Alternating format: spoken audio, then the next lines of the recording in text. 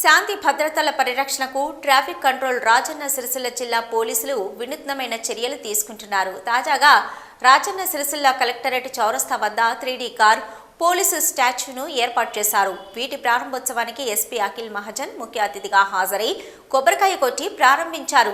Collectorate చౌరస్తా 4-5 రోడ్ల కలయిక అని ఇక్కడ ప్రమాదాలు జరిగే అవకాశం ఎక్కువగా ఉందన్నారు.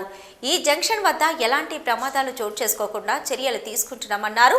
ఇందులో భాగంగా నిజంగానే పోలీస్ కారు పోలీసు ఉన్నారనే భావన కలిగించేలా 3D కారు పోలీస్ స్టాచ్యూను ఏర్పాటు చేశామన్నారు. అయితే దూరం నుంచి ఇది చూసిన వాహనదారులు నిజం పోలీసుగానే భావించి స్లో అయ్యే అవకాశం ఉందని, దీంతో ప్రమాదాలు జరిగే అవకాశం తక్కువగా ఉంటుందన్నారు. అవసరమైన చోట ఈ 3D కార్ పోలీసును వాడతామని పోలీసులు స్పష్టం చేశారు. ఈరోజు మనం ఒకటి 3D కార్ స్టాచ్యూ లాగా ఇక్కడ పెట్టాము, ఒక కానిస్టేబుల్ ఫోటోతో సహా.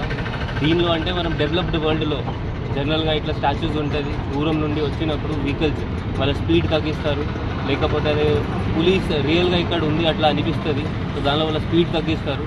ఈ జంక్షన్లో జనరల్గా మనకి చాలా 337 కేసెస్, జనరల్గా నాన్ ఫెటల్ యాక్సిడెంట్స్ చాలా ఎక్కువ అవుతుంది.